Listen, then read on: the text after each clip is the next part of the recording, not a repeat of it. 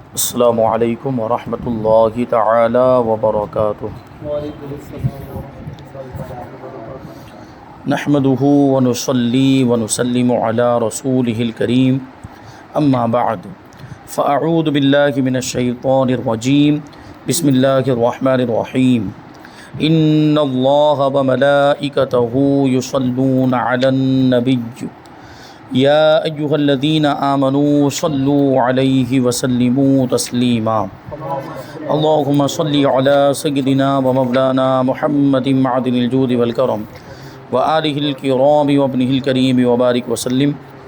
صلاۃ وسلاما علیک یا رسول اللہ صلی اللہ تعالی علیہ وسلم۔ حیض و نفاس کے 21 احکام بیان کیے جا رہے ہیں، اس میں سے 4 احکام اس سے پہلے والے درس میں شامل کیے گئے۔ 5واں حکم یہ ہے کہ حیض و نفاس کی حالت میں ہم بستری حرام ہے۔ اس حالت میں ناف سے گھٹنے تک عورت کے بدن کو مرد اپنے کسی عضو سے نہ چھوئے، کہ یہ بھی ناجائز ہے کہ جب کہ کپڑا وغیرہ حائل نہ ہو، یعنی کپڑے وغیرہ بیچ میں آڑ نہ بنتا ہو۔ اب چاہے یہ چھونا شہوت سے ہو یا بے شہوت، اور اگر ایسا حائل موجود ہو یعنی کوئی آڑ ہو کہ بدن کی گرمی محسوس نہ ہو تو پھر حرج نہیں۔ ہاں، ناف سے اوپر اور گھٹنے کے نیچے کے بدن کو چھونا اور بوسہ وغیرہ دینا یہ جائز ہے۔ اس حالت میں عورت مرد کے ہر حصے بدن کو ہاتھ لگا سکتی ہے۔ 6واں حکم، حیض و نفاس کی حالت میں عورت کو مسجد میں جانا حرام ہے۔ ہاں، اگر چور یا درندے سے ڈر کر یا کسی بھی شدید مجبوری سے مجبور ہو کر مسجد میں چلی جائے تو جائز ہے۔ یعنی چور آ گیا اور چور کوئی نقصان پہنچا دے گا، چور عام طور پر چاقو وغیرہ لے کر آتے ہیں، کوئی ہتھیار لے کر آتے ہیں، تو وہ عورت بھاگی اور اس کو دوسرا کوئی راستہ نہیں ملا بچنے کے لیے، مسجد والا راستہ ملا، وہ اپنے آپ کو بچانے کے لیے مسجد میں چلی گئی، حیض کی حالت میں تھی یا نفاس کی حالت میں تھی تو یہ جائز ہے۔ یا کسی اور سخت مجبوری کی وجہ سے، اور بھی بہت ساری چیزیں ایسی ہو سکتی ہیں، جیسے کہ مثال کے طور پر خدا نخواستہ سیلاب آ گیا اور مسجد والا حصہ ہی بچا ہوا ہے، باقی ہر جگہ پانی آ گیا ہے، تو مسجد میں پناہ لینے کے لیے آ گئے، تو ایسی صورت میں وہ مجبوری والی صورت ہے، اس میں اجازت ہوگی۔ مگر اس کو چاہیے کہ تیمم کر کے مسجد میں جائے، یعنی کسی مجبوری کی وجہ سے بھی اگر مسجد میں جا رہی ہو تو تیمم کر کے جائے، کیونکہ غسل کرے گی یا وضو کرے گی تو اس کے غسل کرنے سے اس کی ناپاکی تو ختم ہونے والی نہیں ہے، وضو کرنے سے بھی اس کی ناپاکی دور ہونے والی نہیں ہے، تو تیمم کرنا یہ اس کے لیے حکم ہے کہ وہ تیمم کر کے جائے۔ اور تیمم کرنے کی وجہ سے بھی یہ نہیں کہا جائے گا کہ وہ پاک ہو گئی، یعنی اب اس کے لیے چونکہ پانی کا استعمال مفید ہی نہیں ہے، پانی کا استعمال اس کو کوئی فائدہ ہی نہیں دے گا، تو گویا کہ پانی ہے ہی نہیں اس کے لیے، تو وہ تیمم کرے۔ اور یہ والا جو تیمم ہوگا یہ صرف مسجد میں داخل ہونے کے لیے ہوگا، اور پھر اس کا یہ مطلب بھی نہیں کہ تیمم کر لیا تو اب بغیر مجبوری کے بھی داخل ہونا جائز ہو جائے، ایسا نہیں ہے۔ وہ مجبوری تو ہونی چاہیے، مجبوری کی صورت میں ہی اجازت ہوگی، یا چور درندے وغیرہ کوئی درندہ جانور جیسے شیر گھس آیا اور شیر سے بچنے کے لیے مسجد میں چلی گئی تو اس کی اجازت ہے، یہ مجبوری میں ہی تیمم کر کے جائے۔ تیمم کر لیا تو اس کا مطلب یہ نہیں کہ بغیر مجبوری کے بھی اب چلی جائے، تو اجازت نہیں ہوگی بغیر مجبوری کے۔ 7واں حکم، حیض و نفاس والی عورت اگر عیدگاہ میں داخل ہو جائے تو کوئی حرج نہیں، کیونکہ دیکھیں یہاں پر یہ بیان کیا کہ مسجد میں داخل نہیں ہو سکتی حیض و نفاس والی عورت، تو ذہن میں سوال آ سکتا ہے کہ عیدگاہ میں بھی تو نماز پڑھی جاتی ہے، اگرچہ صرف عید کی نماز پڑھی جاتی ہے۔ ہمارے شہروں میں تو ابھی عیدگاہ کا تصور تقریباً ختم ہو چکا، پرانے زمانے میں یہ ہوتا تھا، گاؤں دیہات کے لوگ، گاؤں دیہات بھی مطلب وہ بھی گاؤں کیسا جہاں عید کی نماز ہو سکتی ہو، کیونکہ وہاں بھی پھر مسئلہ ہوگا، جہاں جمعہ کی نماز ہو سکتی وہیں پر عید کی نماز ہو سکتی ہے، جہاں جمعہ کے شرائط پائے جاتے ہوں، اور تو عید کے لیے بھی تقریباً وہی شرائط ہے جو جمعہ کے شرائط ہیں، تو عید کی نماز بھی وہاں پر ہو سکتی ہے جہاں اس کے شرائط پائے جائیں۔ تو عیدگاہ بنی ہے تو ایک سوال یہ آ سکتا ہے کہ وہاں بھی نماز پڑھی جاتی ہے تو کیا وہاں بھی عورت نہیں جا سکتی ہے؟ تو وہاں جا سکتی ہے، کیونکہ عیدگاہ کے لیے مسجد کا حکم نہیں ہوتا، وہ حیض و نفاس کی حالت میں عیدگاہ میں جا سکتی ہے۔ 8واں حکم، حیض و نفاس کی حالت میں اگر مسجد کے باہر رہ کر اور ہاتھ بڑھا کر مسجد سے کوئی چیز اٹھا لے یا مسجد میں کوئی چیز رکھ دے تو یہ جائز ہے۔ یعنی کیا مطلب ہے؟ وہ خود مسجد میں داخل نہیں ہوئی،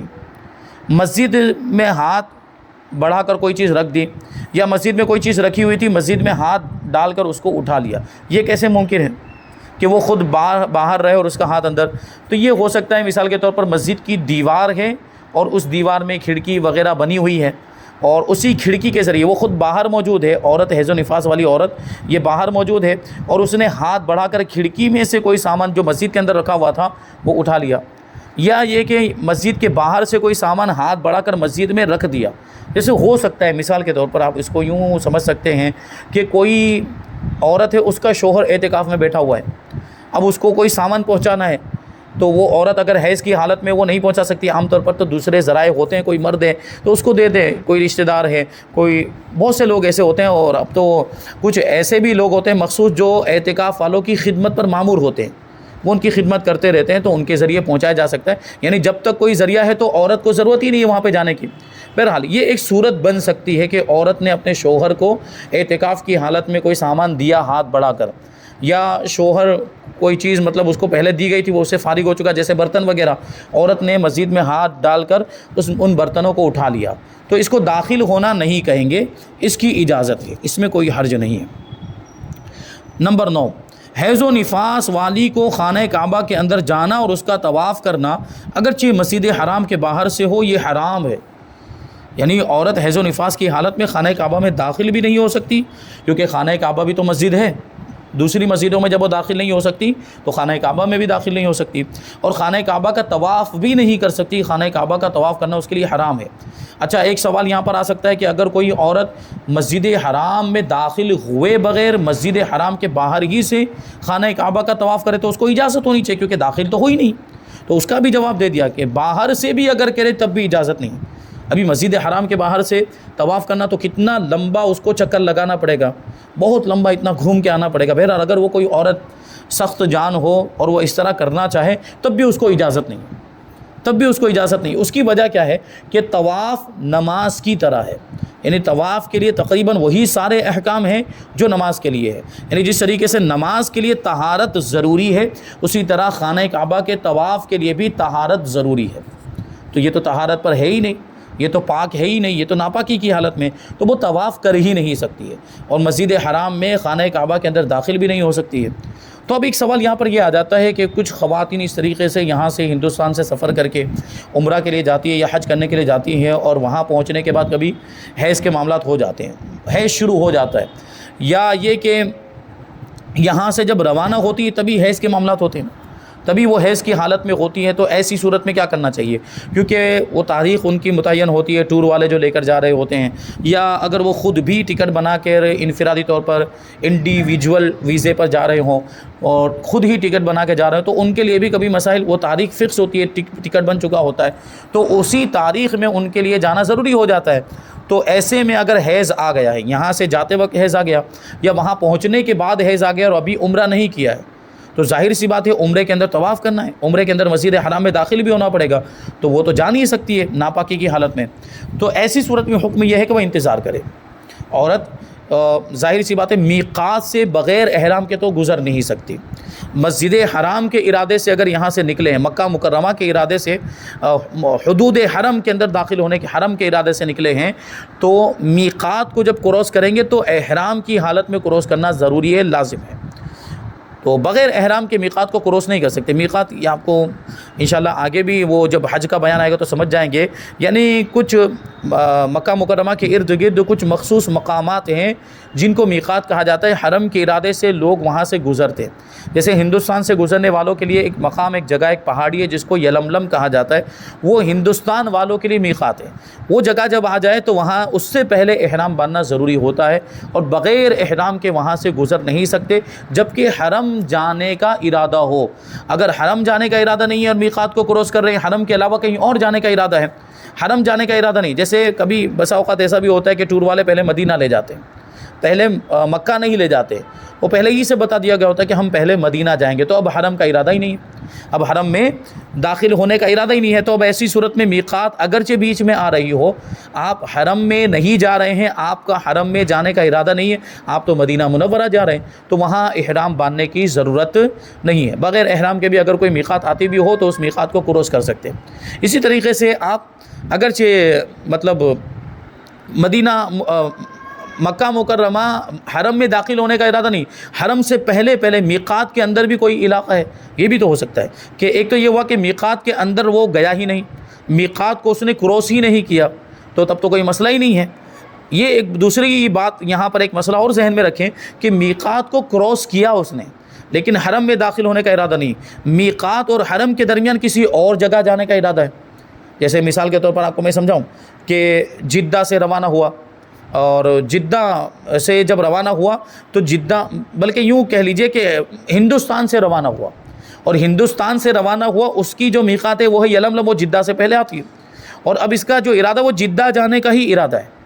جدہ سے آگے جانے کا ارادہ ہی نہیں ہے۔ تو اگرچہ وہ میقات کراس کر چکا ہے، لیکن چونکہ جدہ ہی میں اس کا رہنے کا ارادہ ہے، حرم میں جانے کا ارادہ ہی نہیں ہے، تو اب اس کو احرام باندھنے کی ضرورت نہیں ہے، احرام کی نیت کرنے کی حاجت نہیں ہے۔ اسی طریقے سے ایک جگہ کا نام ہے خمیس، وہ بھی میقات اور حرم کے درمیان ایک علاقہ ہے، وہاں جانے کا اگر ارادہ بنا لیا ہے اور حرم میں جانے کا ارادہ نہیں ہے تو بغیر احرام کے بھی میقات کو کراس کر سکتے ہیں۔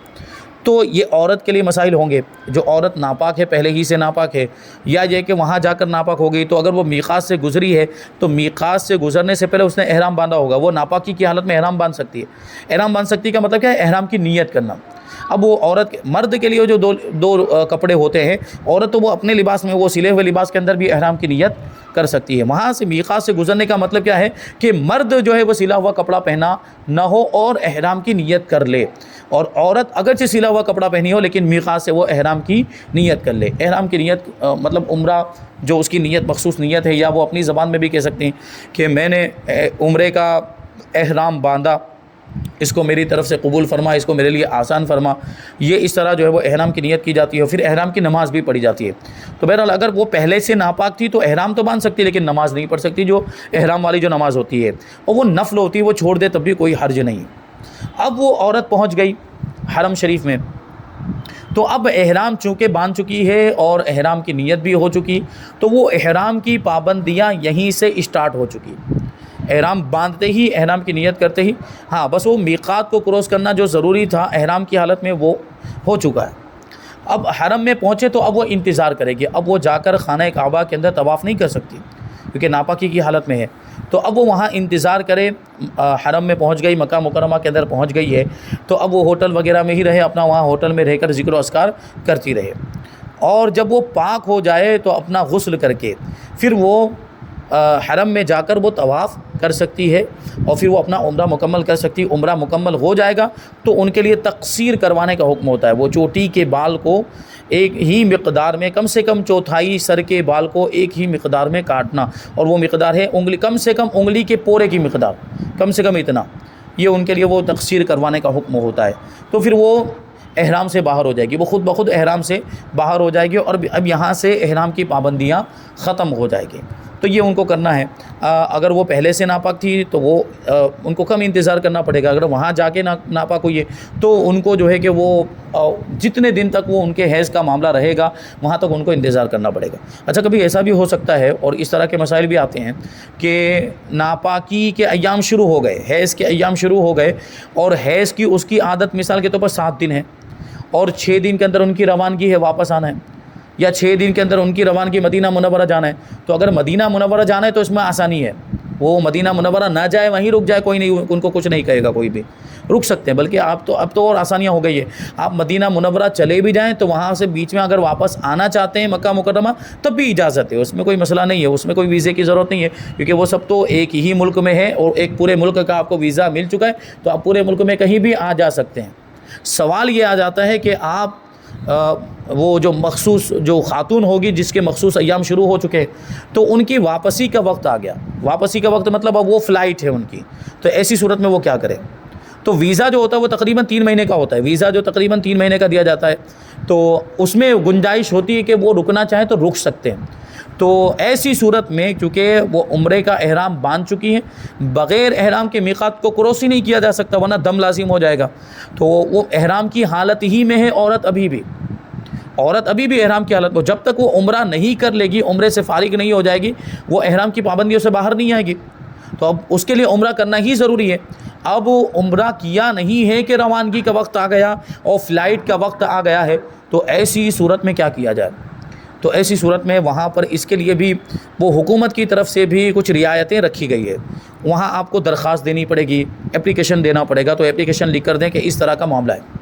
اور ایسی مطلب پوزیشن ہے, اور یہ جو اس کے ساتھ جو محرم گیا ہوگا, اسی وجہ سے تو محرم کو لے کر جانے کی تاکید فرمائی کہ لے کر جانا ضروری ہے, بغیر محرم کے وہ سفر ہی نہیں کر سکتی. شوہر ہے مثال کے طور پر, تو شوہر اپلیکیشن لکھے گا یا وہ خود بھی اپلیکیشن لکھ سکتی ہے اور وہ حکومت سے درخواست کرے کہ مجھے 2-4 دن کی اور مدت دی جائے. انہیں اپنے اعتبار سے وہ سوچ لے کے اس کی مثال کے طور پر 7 دن کی عادت ہے, وہ 6 دن ہو چکے ہیں, ابھی 1 ہی دن باقی ہے, تو وہ کہہ دے کہ 2-1 دن کی مجھے اور مہلت دے دی جائے, تو حکومت کی طرف سے اس کو مہلت ملتی ہے. اور ویزا ہے, اس کا مطلب اس کو اجازت ہے ہی. اگر ویزا موجود ہے اس کا مطلب یہ کہ حکومت کی طرف سے اس کو اجازت آلریڈی ہے, وہ وہاں پر رک سکتی ہے. اب سوال آ جاتا ہے فلائٹ کا.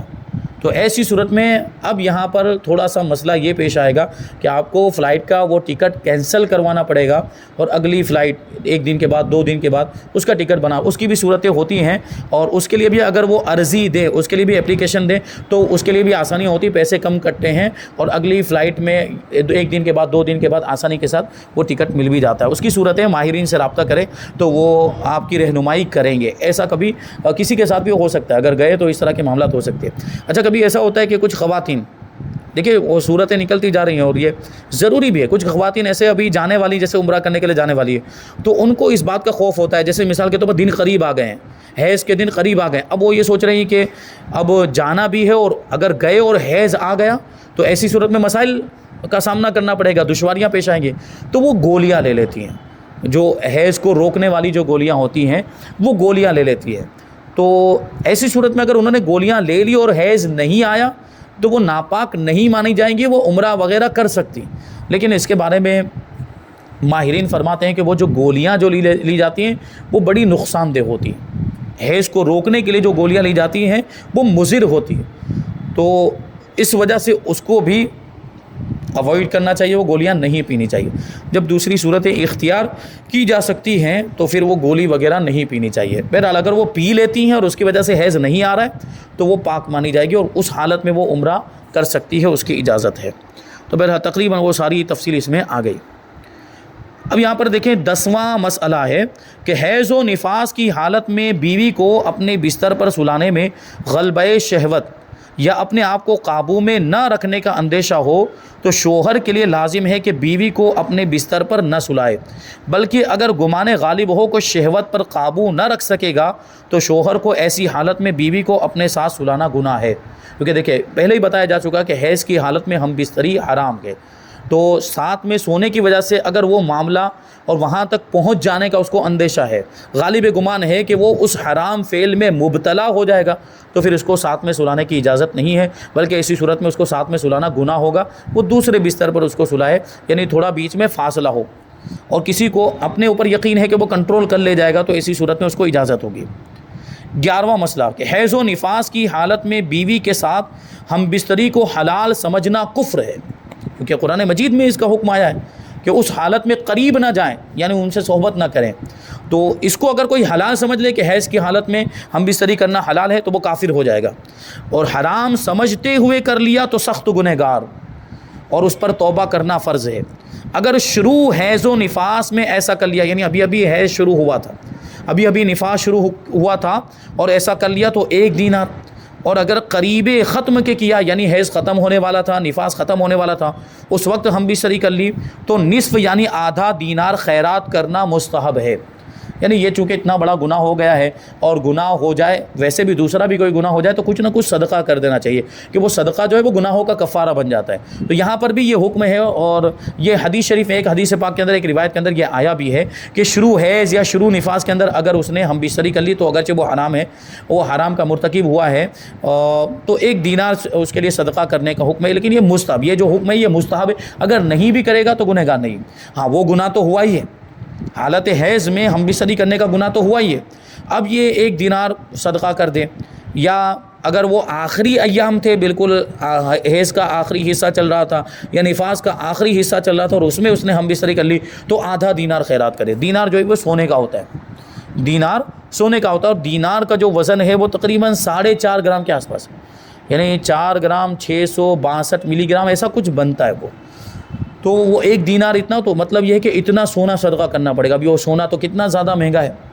اور آدھا دینار کی بھی اگر بات کریں تو آدھا دینار کم سے کم 2-2.5 گرام، وہ بھی بہت مہنگا ہے. تو وہ صدقہ کریں. تو بہرحال اگر وہ نہیں بھی کر سکتا ہو تو وہ کچھ نہ کچھ صدقہ کر دے تاکہ یہ گناہوں کا بوجھ سر سے اترے. توبہ تو کرنی ہی پڑے گی اس کو، توبہ لازم اور ضروری ہے حرام فعل ہو جانے کی وجہ سے. فرماتے عجب نہیں کہ یہاں سونا دینا ہی انسب یعنی زیادہ مناسب ہو تاکہ خدا کے غضب سے امان پائے. اس کا مطلب یہ ہرگز نہیں ہے کہ خیرات کر دینے کا ذہن بنا کر معاذ اللہ جان بوجھ کر جماع میں مبتلا ہو. یعنی پہلے ہی سے یہ سوچ لے کہ حیض کی حالت میں، اگرچہ بیوی حیض کی حالت میں، اور یہی سوچ لے کہ چلو نا ہم بستری کر لیتے، بعد میں صدقہ کر دیں گے، بعد میں 1 دینار دے دیں گے. تو بہت جرت والی بات ہو گئی، تو جسارت والی بات ہو گئی. اگر ایسا کیا تو سخت گنہگار اور جہنم کا حقدار ہے. در مختار میں ہے کہ اس کا مصرف وہی ہے جو زکوٰۃ کا مصرف، یعنی اب یہ جو دینار صدقہ کرنا ہے تو کس کو دینا ہے؟ تو جن لوگوں کو زکوٰۃ دے سکتے ہیں انہی لوگوں کو یہ دینار بھی دیا جائے گا.